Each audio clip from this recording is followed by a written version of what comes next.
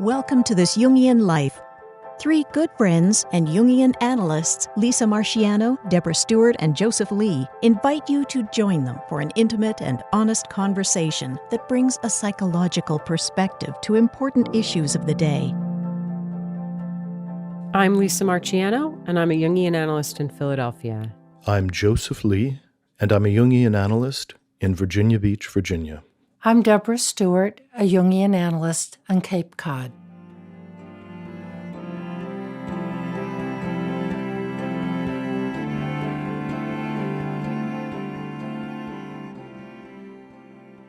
Well, this is a special episode because on July 26th, it will be Jung's 150th birthday. And I believe that is referred to as the sesquicentennial. Aha! So we wanted to do a special episode because of this momentous occasion. So we're going to talk today about Jung the man. Who was he? What do we know about him? And why does that matter?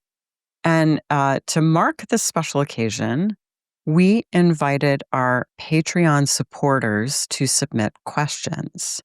So we're going to be using their questions as jumping off points to discuss this topic. And so you'll be hearing some of their voices throughout the episode. And why don't we just go ahead and get started? So here's our first question. Hi, my name is Kay Lario. I'm curious about Jung. Was he married? Did he have children? Did he talk about his family life in his writings? Thanks. I really appreciate your podcast. So Jung, yes, Jung married an extraordinary woman, Emma Rauschenbach, and they married in 1903. Emma was a catch. I mean, she was an extraordinary person. She came from a wealthy industrialist family, and she was able to provide Jung with a kind of financial stability and I think intellectual companionship that really gave him the time and the latitude to be able to go inside himself and to develop these concepts and clarify these inner experiences in a way that might have not happened had he had not had the support of Emma and her family. She was very significant. And he had 5 children, 4 daughters and 1 son, and each of them had their own very interesting lives. Agatha became very interested in astrology and continued to steep in Jung's symbolic studies. She authored a book called The Moon's Nodes. Greta kept her personal life very private and did not pursue a similar kind of career. Franz became an architect and again had a really rather private life. Marianne, again, chose to stay rather private. I think we can imagine that Jung's international renown affected his children and his spouse, each in rather unique ways. And Helene became a kind of curator of Jung's work and was very involved in preserving his legacy. And she co-founded the Zurich Institute. So by all accounts, even though having a father who was, I guess would be considered very eccentric in a lot of ways, particularly in terms of Swiss culture, Emma and the kids provided a fair amount of support. So that gives you a little picture. It was very grounding for Jung. They had a big, wonderful house that I have visited and Lisa has visited right on the shores of Lake Zurich. It's a wonderful place, big garden. And it really gave Jung the base, as you were saying, Joseph, from which he could travel, write, study, and do all the things that we remember him for. This family life that Emma Jung orchestrated, managed, ran, provided. Hello. Podcast listeners are invited to join me for a Vital Spark book club event on Monday, August 4th at 6 p.m. ET.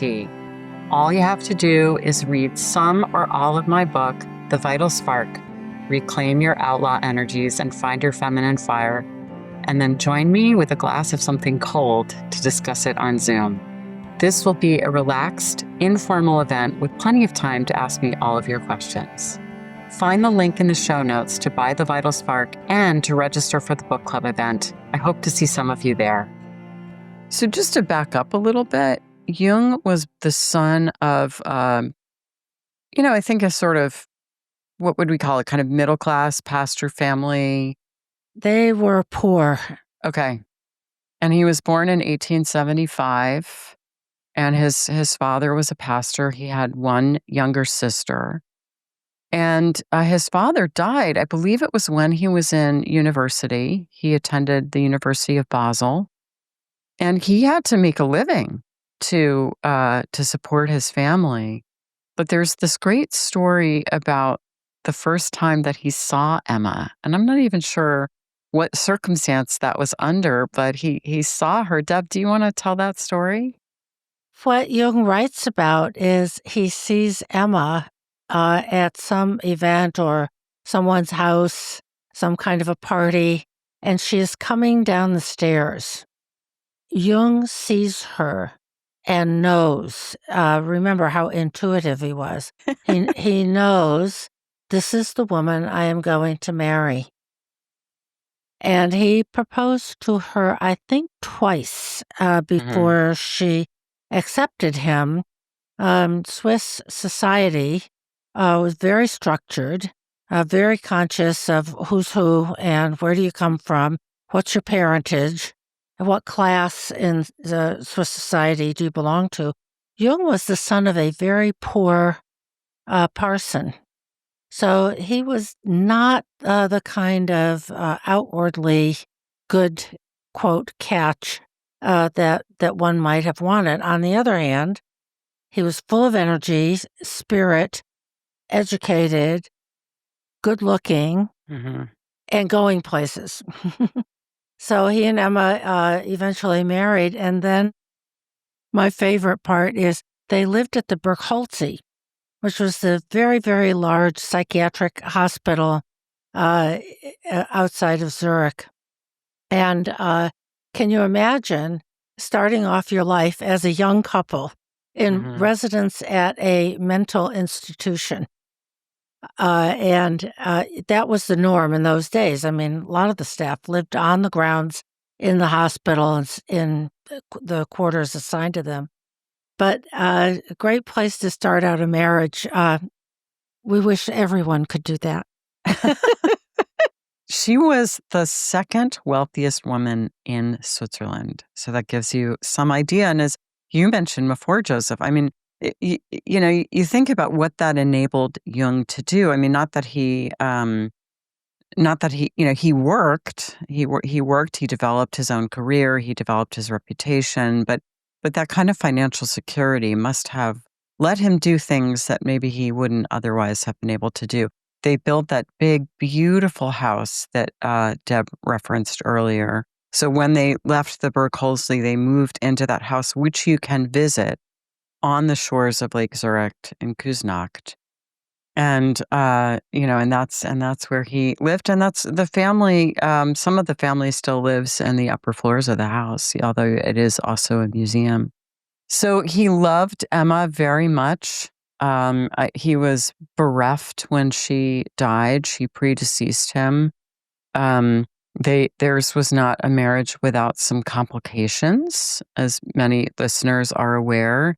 He had a very important relationship with Tony Wolff, and Tony kind of became part of the family. So there was this period of time when he was openly engaged in relationships with both women, and the sense is that this caused the family, Emma and the kids, some degree of pain and suffering. But it was something he felt he needed to do. But he was, steadfastly devoted to Emma on the other hand, too. So, life is complicated. People are complicated. And Jung was complicated. Jung was very complicated. So let's take another question from one of our patrons. And remember, if you'd like to submit questions for occasional podcast episodes, you can become a patron. Just go to our website and you'll see our Patreon page there. And you can also join right from Spotify. So here's our question. Hi there. My name is Elizabeth. I'm curious about how Jung dealt with his own problems, issues. I recall you talking about different periods of his life where he may have had like a dark night of the soul experience. So I'm curious about what he did on his own healing journey and what techniques he used to help himself. Since we know he helped lots of clients, just curious about Jung the man helping himself. Thank you so much for asking for questions and for all the work that you do. Bye. Well, this is an important question, isn't it? Yes, it's a very important question. And I would refer this listener and others, we've mentioned it so many times, to Jung's memoir, Memories, Dreams, Reflections. It's such a wonderful memoir of his inner life and development, and it's a real page-turner. And in that book, there is a chapter called Confrontation with the Unconscious, in which Jung talks about his dark night of the soul, subsequent to the break with Freud. And that break took place 1912, 1913, and Jung spent several years really soul-searching, lost in many ways. He continued to see clients, patients. He built little villages out of stones and sticks on the shores of Lake Zurich. He said, "Since I know nothing at all, let me just sit here and do what I did as a child." He was often accompanied by a very silent Toni Wolff, who simply sat nearby. She said she did not speak unless Jung spoke to her. And Jung really also found within himself, within his own psyche, the depths of that, relationships with inner figures who had names and characters, Philemon, Salome, and others, who he said told him things that he could not have known on his own. And in that period, which was dark and difficult for him, he also wrote later that it gave him the material for a lifetime and was really the foundation of his own creative work, starting in 1921 with a publication of his book on typology. And I think these dark nights of the soul have, with Jung's example, amongst others, such promise for also sowing the seeds of development. So Jung did have this incredible dark night of the soul that you referenced, Deb. And it was kind of sparked by the break with Freud, I think partly because it plunged him into a deep personal crisis that probably had to do with his father complex, but also who he was in the world.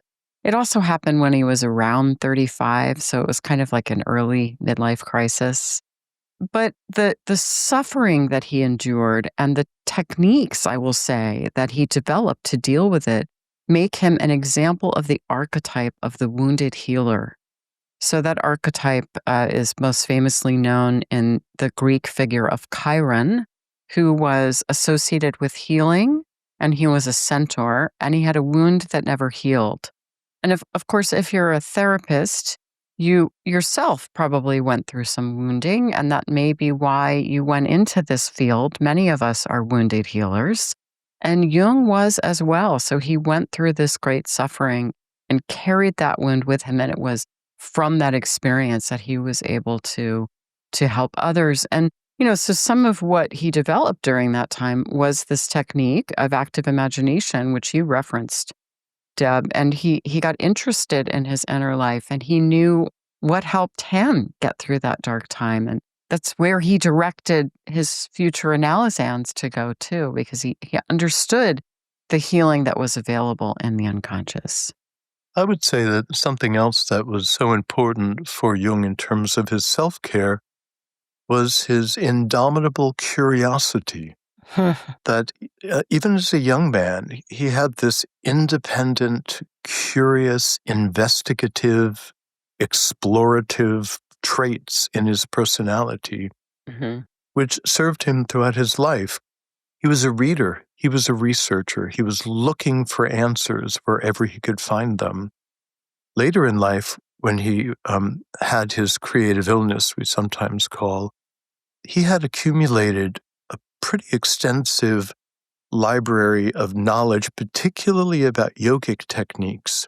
There is a suggestion in some of the biographies that he drew upon that to try to calm himself when he was overwhelmed by these emotional states that rose up after he had split with Freud.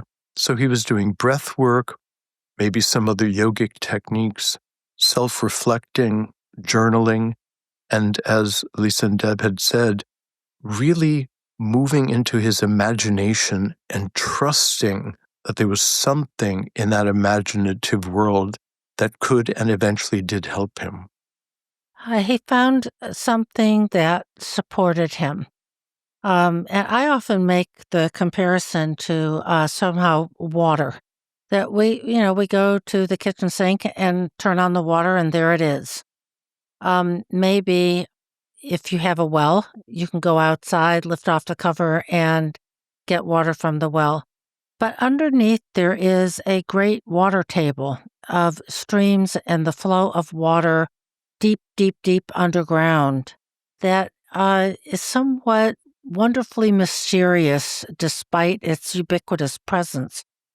And Jung discovered life, autonomous creatures and people way underneath in his own and through his own unconscious, that it resided in him.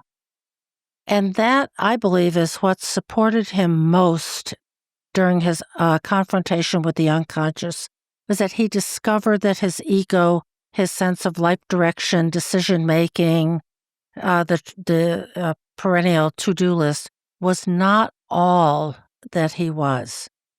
And that knowledge through experience of being undergirded by a life force that wasn't just his own conscious sense of self.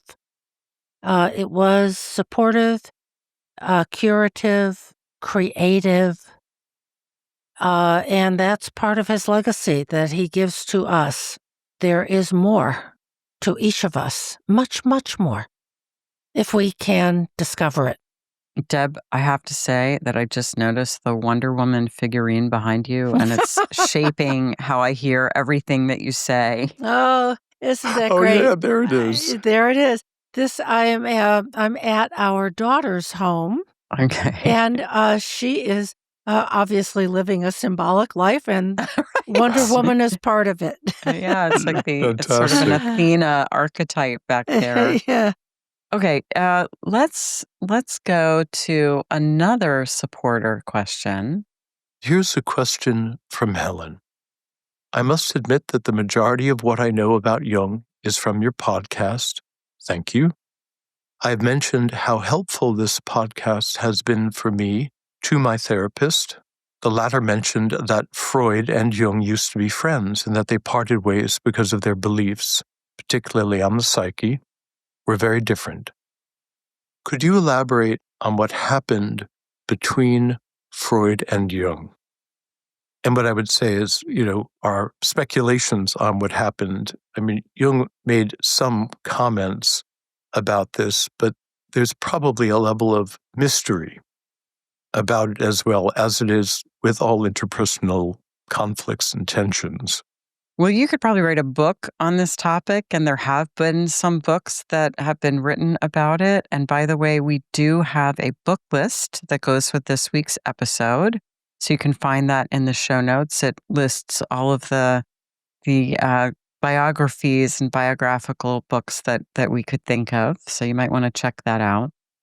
But there were letters between the two men. There's a lot of kind of exhaustive information about the wind down of this relationship. Emma was trying to repair it. It was shaky. And basically what happened is Freud was, I mean, this is a simple explanation of it, but Freud was very committed to his libido theory.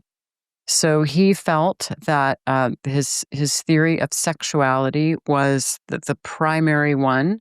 He was grooming Jung to become his successor. He called Jung at one point the Crown Prince. And they were very close. They had a very close connection and collaborated for a while. When did they meet, by the way? Does either of you have that date? Was it 1903 that Jung goes to Vienna and they had been corresponding for a while, but I think a little later than that. Okay. And their famous first encounter lasted for something like 13 hours of nonstop conversation. You know, like those famous first dates where it's like you couldn't stop talking. It was one of those, right? Yes, exactly. And they corresponded, and the Jung-Freud letters are available. That correspondence is available. Mm-hmm. And that was time in the evening. Each of them would write to the other about their work, their ideas. So the correspondence is voluminous.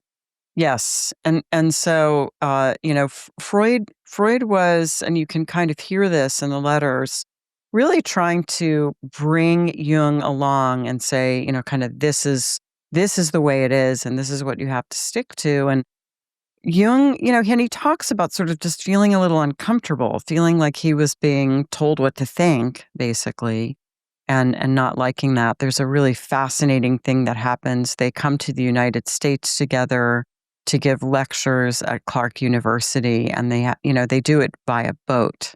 So I think that was 1910, maybe 1909. They 1909. crossed from German on the steamship George Washington. And they're analyzing each other's dreams. And by the way, you get a sense of this in the film A Most Dangerous Method, which is based on a really great book, by the way, which is in our book list. Such a page turner, that book. But you see it in the film, them on the boat together. And there was some tension there because, again, Freud wanted Jung to submit to his authority. And Jung had his own ideas, and he was very trepidatious about crossing Freud, but he had to follow his own ideas. So he was developing his own ideas, which said that it wasn't all about sexuality, that libido or psychic energy was a general kind of energy that could flow from and into different parts of the psyche. And he elaborated this in what is now known as Volume 5 or Symbols of Transformation. And he wrote that he knew that publishing that book was going to be the end of his relationship with Freud. And it was. And there was a last kind of missed visit between the two of them where there was some misunderstanding.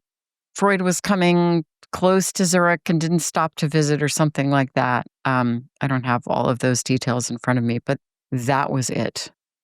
And I also think, to set the bigger context, I mean, this whole idea of psyche and psychoanalysis and the unconscious was radical and new.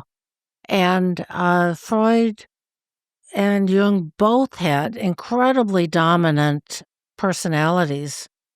And Freud wanted to establish it as a science, as legitimate, and not some kind of, wild discipline.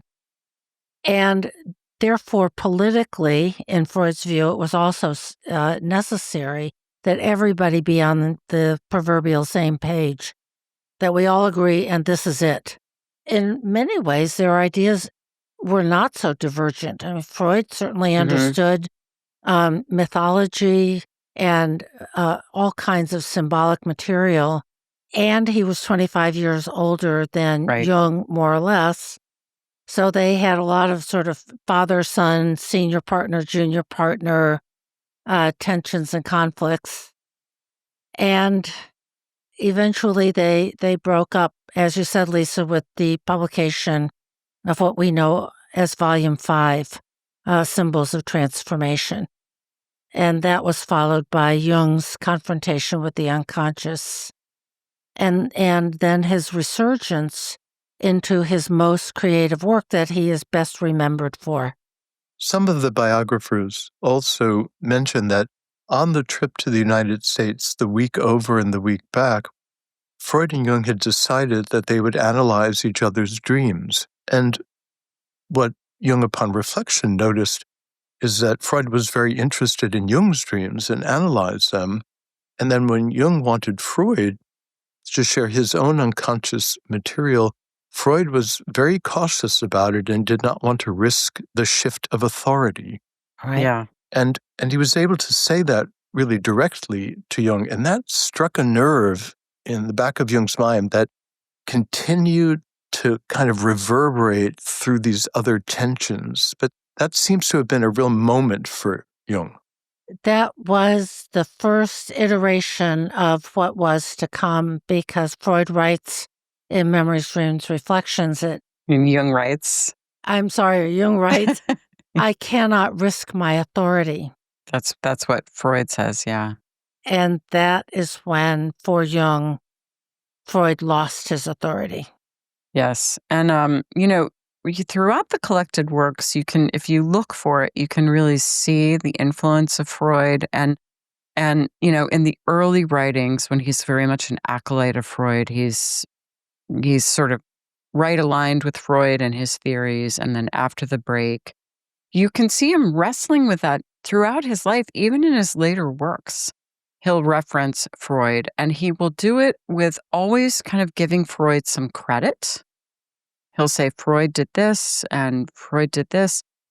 But, here's the thing that I want to add, or here's where I maybe take issue with Freud.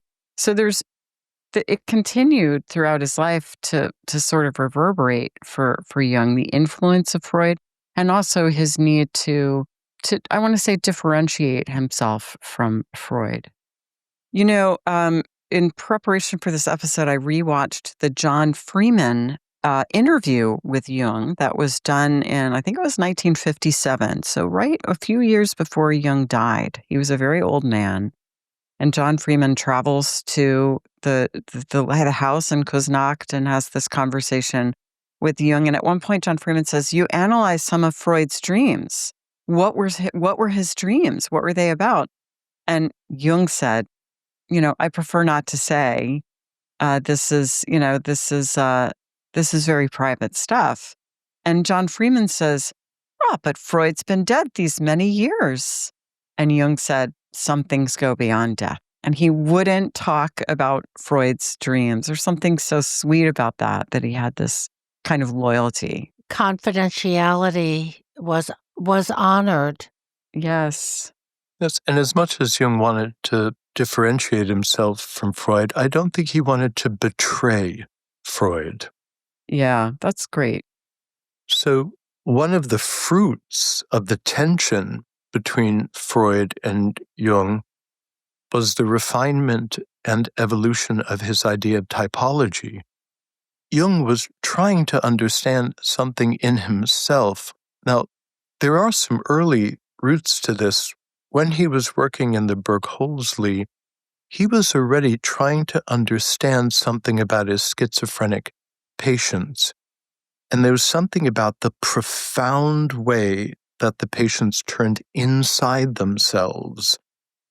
And he was already pondering this question about the flow of energy into the internal versus the flow of energy to the external. So he's beginning to formulate some of those ideas. But after the break with Freud, when he's really trying to understand what's the difference between his personality, Freud's personality, and also Adler, who was another person that stepped away from Freud in order to develop his own concepts, he really solidified this idea of introversion, extroversion, thinking, feeling, intuition, and sensation, that those were incredibly important, and they became increasingly important as he tied that into individuation. So I believe that he saw Freud as being much more extroverted than himself, Jung being a very strong introvert. And as he tried to find language for it, it gave him, I think, some sense of peace, that our typology isn't our fault. I mean, it's not a flaw, even though we can find ourselves not understanding each other for reasons, again, that aren't based on personal problems. Yeah, you can just kind of imagine him saying, like, wait a minute, how did this happen? And trying to come to grips with this very important relationship and how it fell apart. Jung really developed a whole theory of typology, as you were saying, Joseph, and it's become part of everybody's vocabulary of whether you're an introvert or an extrovert. But there were the 4 basic functions of consciousness. 2 of them, intuition and sensation, are non-rational functions, and what we basically pay attention to, what of all the information that surrounds us every single day, from people and circumstances and our own internal workings, what is it that we pay attention to? What do we take in? And the intuitives tend to take in the where is it going? What can I do with this? Sensate people that are oriented more that way pay attention to what the practical matters at hand are, what they see, hear, touch, taste. And then we have 2 rational functions, thinking and feeling. And thinking is the more objective stance. I always think of Napoleon standing on a bluff, directing the troops from on high. And the feeling type is also rational, very rational, but makes decisions according to a subjective sense of what is valuable here. And my quick way of envisioning that is Braveheart down on the field with his men. And each is legitimate. We all have all 4 functions, but some of them predominate, and that is the shortest, most simplistic version of Jung's typology that I can imagine. Where it became increasingly important is that once we identify the dominant traits that we use to navigate the world, we can begin to become suspicious of the other qualities that we hold in reserve. And part of the process of becoming whole is lending aid and support to those less developed traits in the second half of life. And often, as energy moves in midlife, those traits from the rear begin to gain a lot of steam. And so we find engineers after retirement suddenly wanting to learn how to meditate and make art. And Jung had a way of explaining, well, why the big shift? And it's because something in us wants us to know ourselves in all the 4 aspects before it's over. That's great. That's great.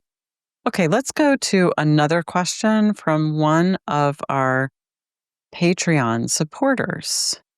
And here's the question. Hi, I've become a student of Jung's over the past year thanks to This Jungian Life and my own readings and dream work.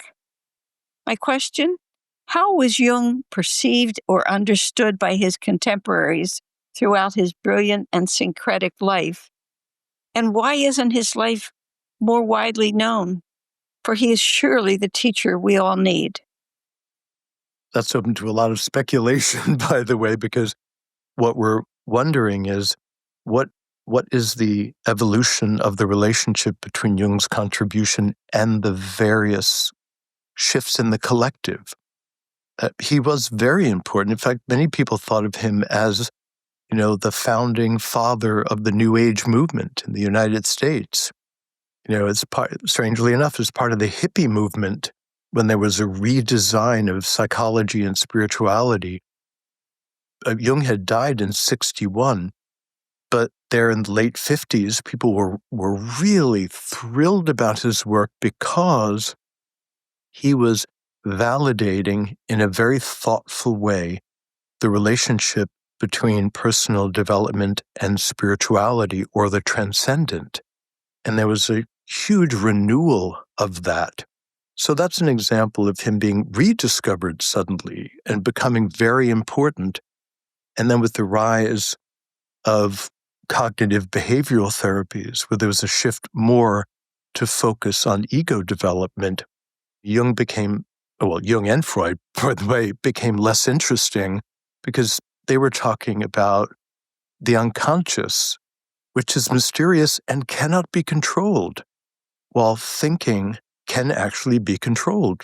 We can put our hands on those dials. So there was a shift in the collective about what was interesting and where could people work to try to relieve their suffering in a different way. Just to answer the first part of that question, though, how was he received during his life? He was a major figure. There's no question. He met Albert Einstein. He worked with Wolfgang Pauli, James Joyce, and he had some connections. I think he analyzed Joyce's schizophrenic daughter.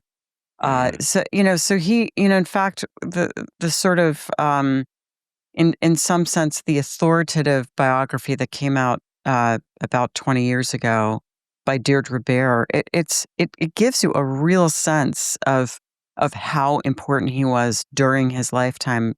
He had a substantial reputation of his own before he even met Freud. So even as a young man.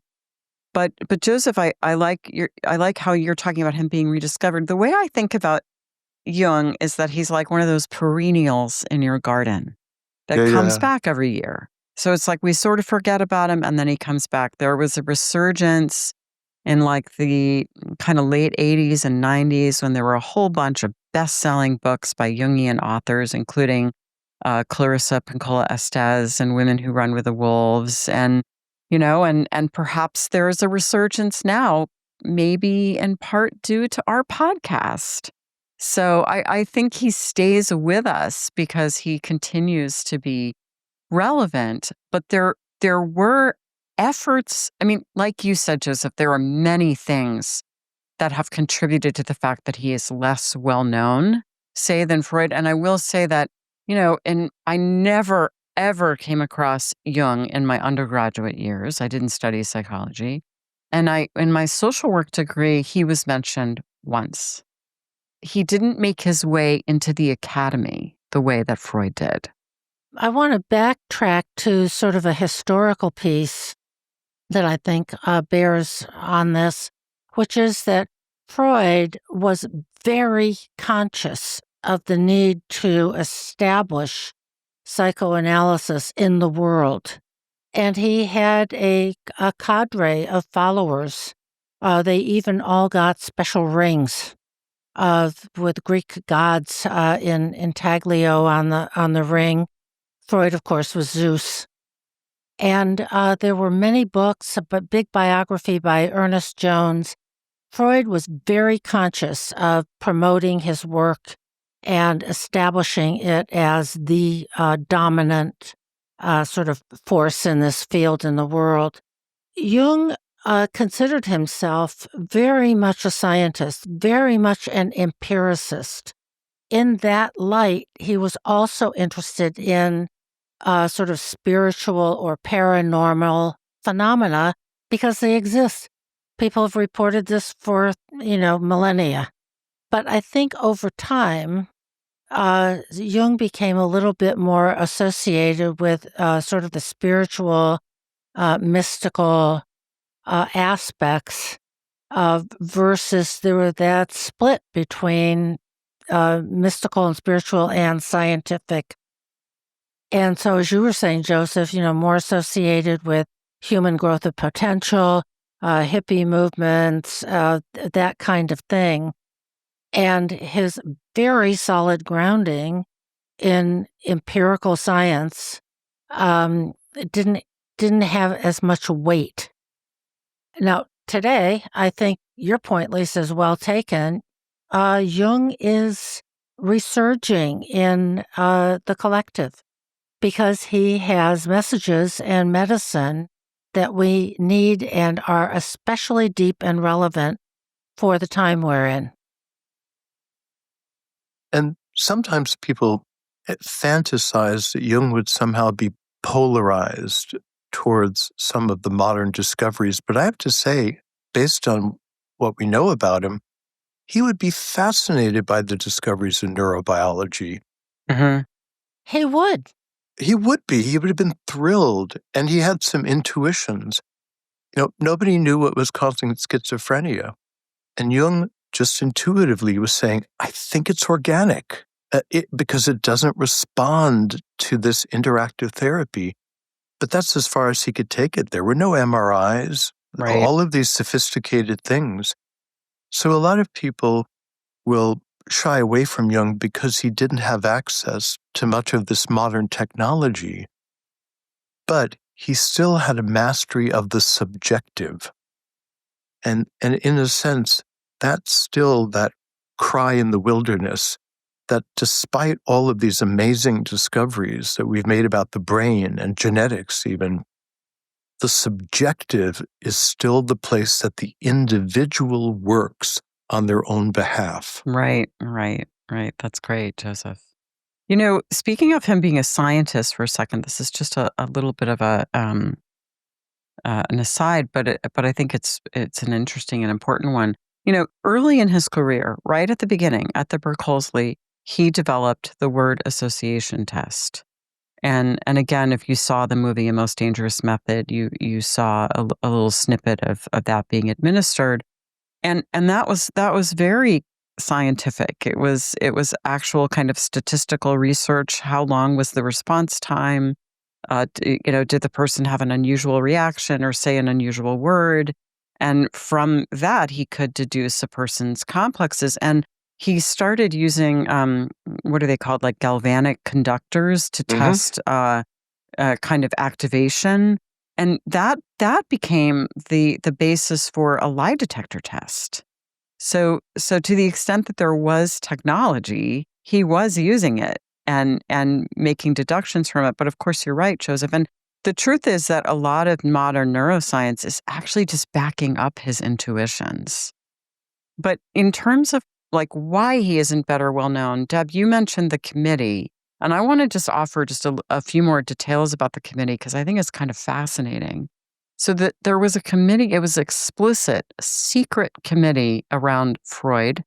And it included Ernest Jones, Sandor Ferenczi, Otto Rank, and Carl Abraham.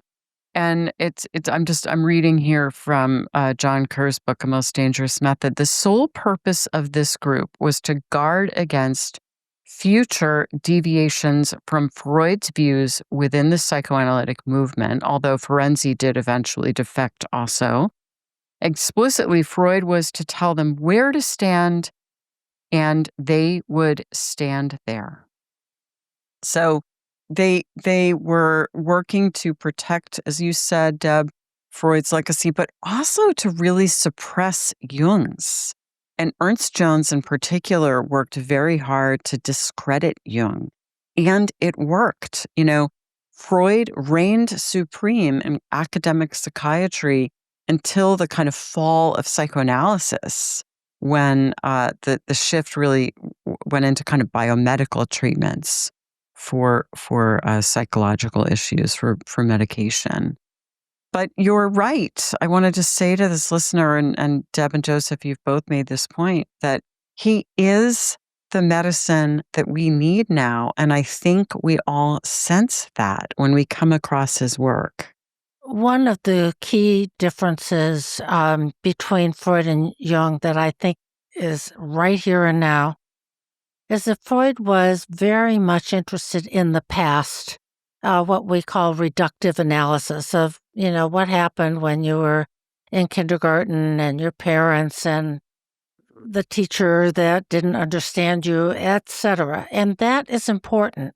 And Jung was even more interested in where is your individual psyche going? What is your essential nature, the pattern, the blueprint, in a sense, that you were born with for who you can and should become to be your best, most whole, unique, wonderful self. And the telos, the trajectory, the where are you going part is a huge part of the medicine for our time. And it's a great question that takes a lot of consideration of where am I going? What about my family, my community, the world at large? Where are we headed? And that takes introspection and some sacrifice of just our own ego needs for something that is greater and deeper in us as individuals and in our collectives. Something else that I would put forward in terms of why Jung seems more vaguely represented in the collective is that Freud and the post-Freudians, because many brilliant post-Freudians contributed to the entire field of psychodynamic work, is that Freud and his successors were invested in creating and standardizing a method, that there were techniques that were very, very valuable. Jung, for his part, really stood against standardized techniques. He wanted to introduce people to the collective, to the psyche, to the unconscious. He wanted to talk about his own intuitions and experiences. And as he said, to point us to the central fire, understanding that any one of us is only going to get a glimpse of whatever that mystery is. He wanted future Jungians to rediscover the things he was pointing at and to go beyond it. He didn't want people to be boxed in, or clinicians particularly, to be boxed into specific methods. That sounds really appealing, but it also makes it much more difficult to reproduce over time and much more difficult to learn and even communicate about. And that had real implications in terms of how it might continue forward. We want to thank all of you listening today, and we especially want to thank our supporters who gave us such great questions. And we want to say happy birthday, Carl. Happy birthday. Yeah.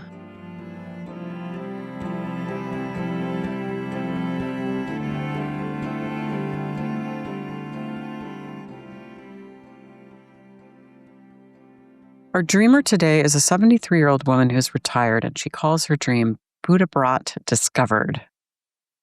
I was in a wooded area, perhaps a campground, with my husband, and the sun shone down through the trees. I could see out of the corner of my eyes webs flowing down from the trees, iridescent, beautiful, shimmering. They were everywhere.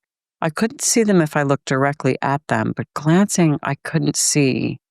And it filled me with joy and a little dread, as they were like enormous spider webs flowing from the trees. Then my daughter beckons me into a house, and as I enter, she points to another web, smiling as she does.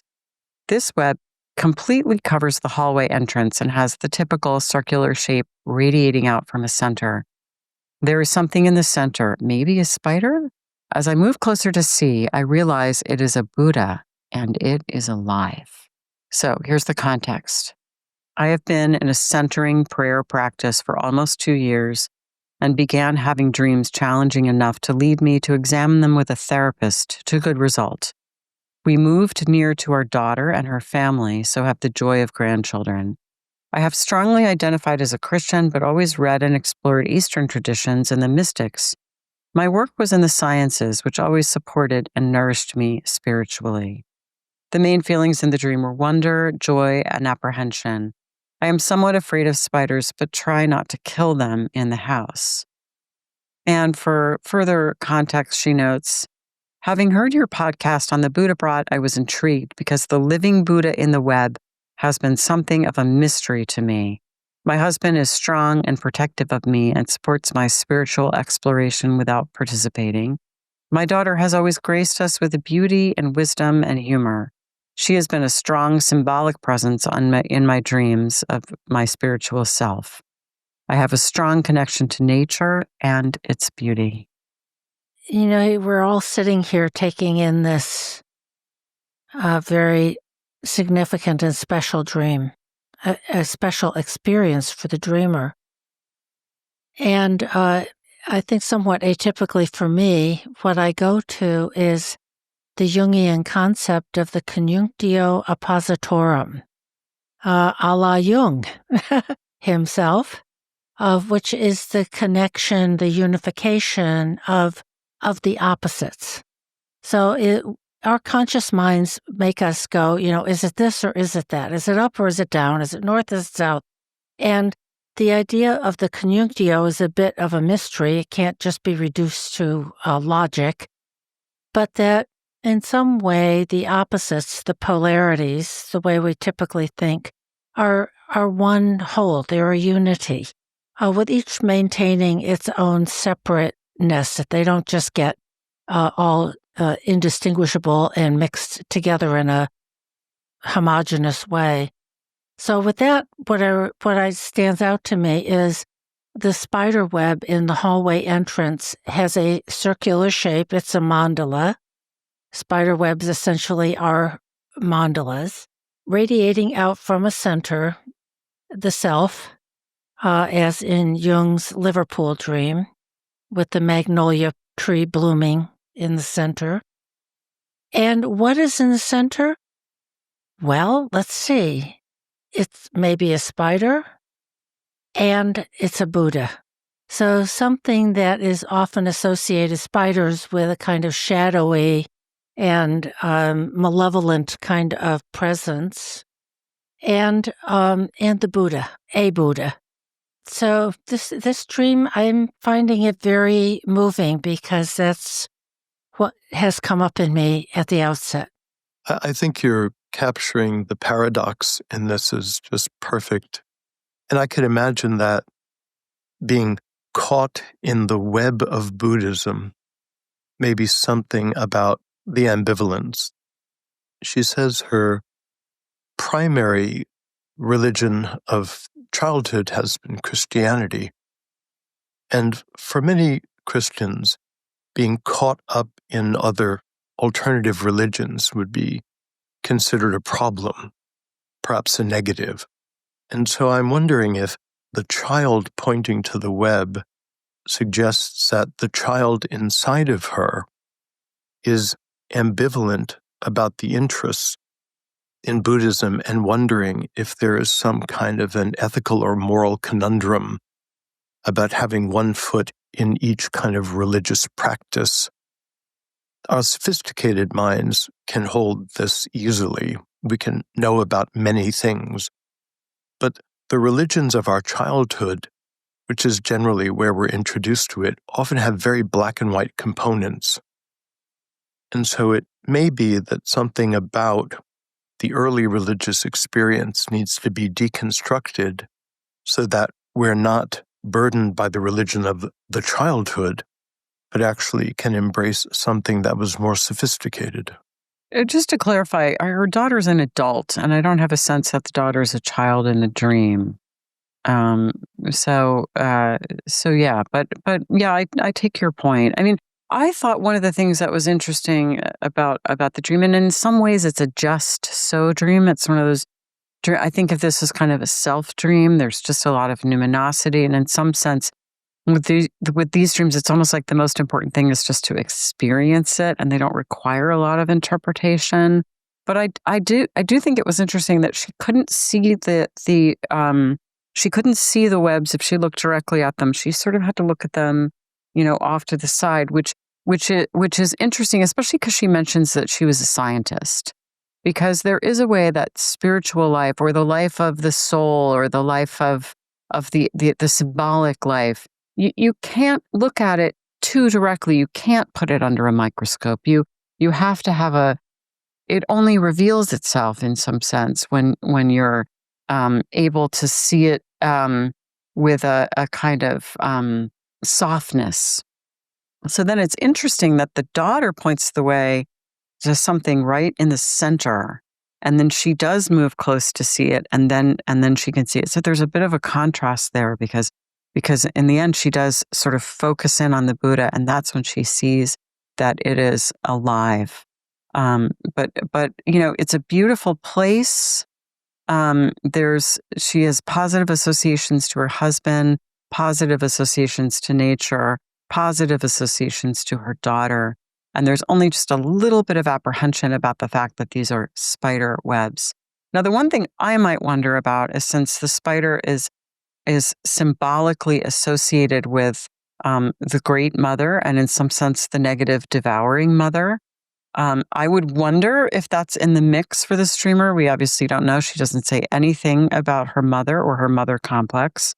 But if there were a bit of a negative mother complex, the dream might be saying something like, and it is through our wounds that we will eventually discover the most transcendent truth.